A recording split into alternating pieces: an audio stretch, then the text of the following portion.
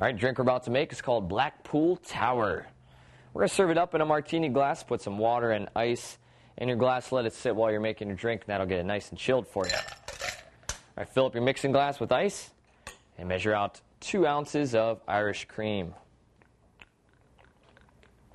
All right, 1 and 2. Next, we'll add 1 ounce of apricot brandy. And last, we'll add a splash of gin. All right, go and grab your shaker and shake it up. There we go. Dump out your ice water and pour it in.